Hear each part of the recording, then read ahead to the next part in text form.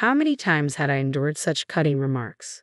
It seemed as though my worth was constantly questioned, my abilities scorned. I had entered into marriage with sincere affection, believing in the promise of happiness together. But as time wore on, that love faded into the ether. Instead, my husband's authoritative demeanor grew more pronounced with each passing day, burdening me even with the care of his own mother. I found myself teetering on the precipice of both physical and emotional exhaustion. If this trajectory persisted, I feared for my sanity. Yet in my darkest moment, an unexpected beacon of support emerged. My own mother-in-law, the very person whose care had become an additional weight on my shoulders. I'm happy to rewrite it for you. My name's Mary Wagner, and I'm 30 years old. After finishing university, I landed a job at a publishing company. However, I bid farewell to my career upon tying the knot, embracing the role of a full-time housewife. Friends often express their envy, assuming I must lead a charmed life. How fortunate you are to be a homemaker. Your husband must be quite successful, they remark. But the truth is, my married life lacks the joy they envision. In fact, it feels more akin to a descent into the depths of despair. The root cause of my unhappiness. My husband Jack. Our paths crossed in the workplace, and after 2 years of courtship, we exchanged vows. Jack, 3 years my senior, possessed a reserved demeanor, and we weren't exactly the epitome of affectionate partners. Nonetheless, I was drawn to his steadfast sense of self and mature demeanor. I envisioned a tranquil, content life together. That was my hope, at least. Once we exchanged vows, Jack's demeanor underwent a stark transformation. Frankly put, he adopted a patriarchal stance. I came to this realization mere days into our marriage. At Jack's behest, I embraced the role of a full-time homemaker, throwing myself into domestic duties from the onset of our union. On that particular evening, I diligently prepared dinner, eagerly awaiting Jack's return. He arrived home a tad after 7 p.m. Upon surveying the meal laid out before him, his voice erupted with dissatisfaction. "What's this?" he barked. "It's a casserole with salad and a side of soup," I responded hesitantly. "Don't toy with me. If you're catering to your weary husband, it ought to be a lavish spread. Your past successes are no excuse. How can you falter at such basic tasks? You're utterly incompetent as a woman. Utterly." "You could have said that differently," I murmur, my troubled expression met with Jack's glare. Suddenly, he hurls the dish of salad to the floor. A startled scream escapes my lips. "What? It's because you, as my wife, can't even manage the basics, isn't it?" Jack interjects sharply. I made my expectations clear. There's no need to disrespect the food like that. Shut up. Instead of making excuses, use that deficient brain of yours to consider how to better fulfill your role as my wife, you fool. It's the first time I've been called that. Sure, I've faced reprimands from my parents, arguments with my brother and friends, but never have I been subjected to such cruelty, especially from the man I love. It's only been a few days since our wedding. I never imagined he would react so harshly over a dinner choice.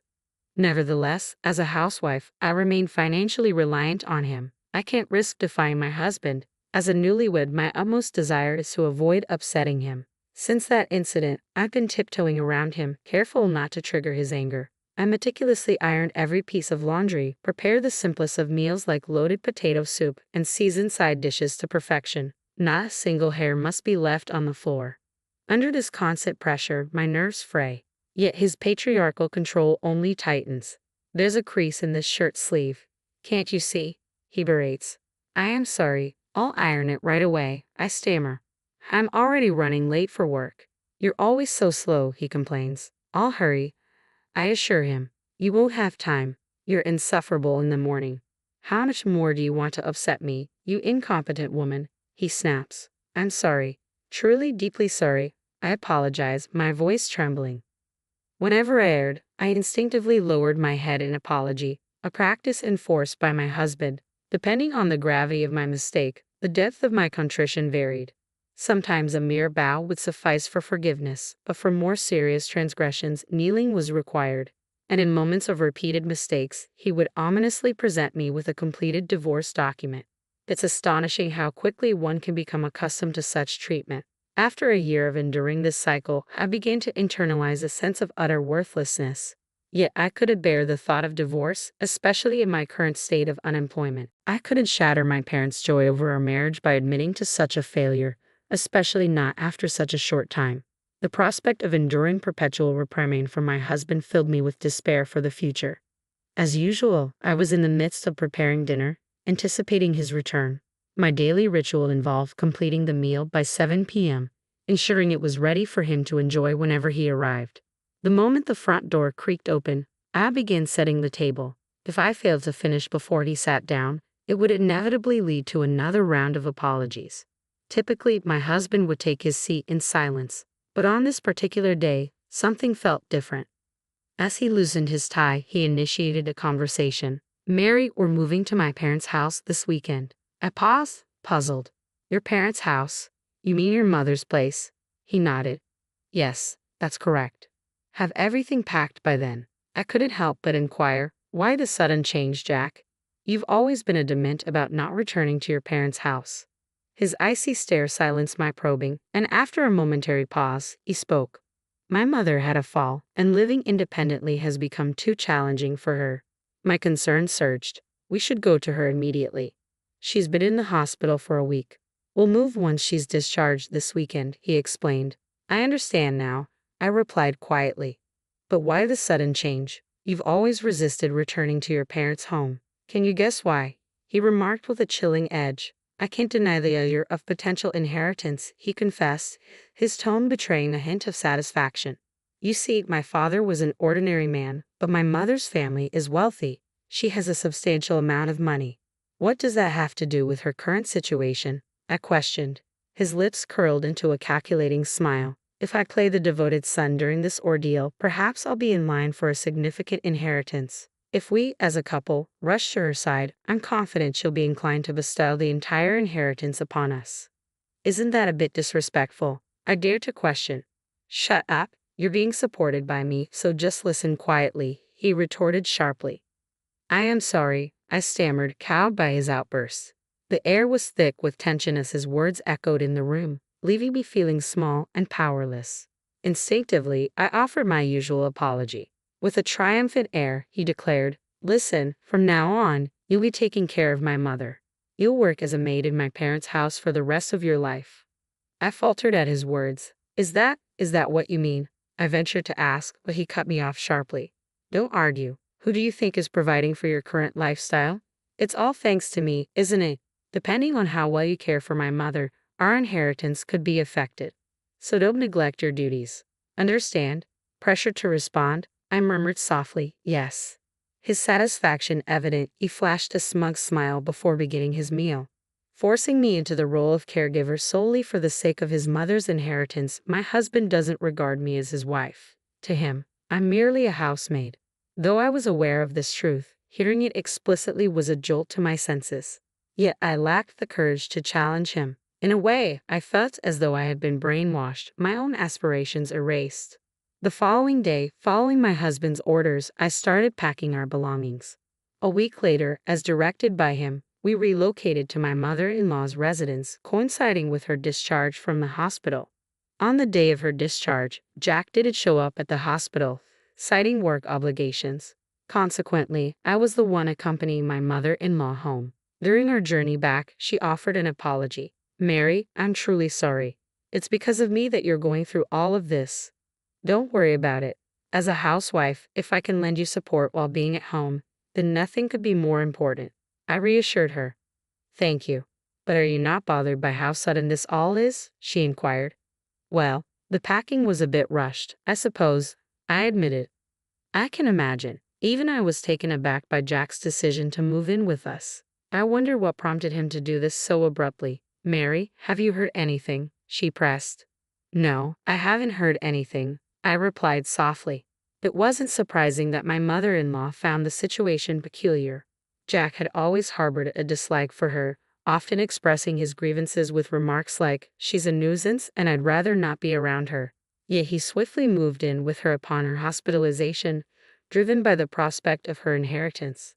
To be honest, I was startled by Jack's sudden change in behavior. However, I couldn't bring myself to disclose the truth to my mother-in-law.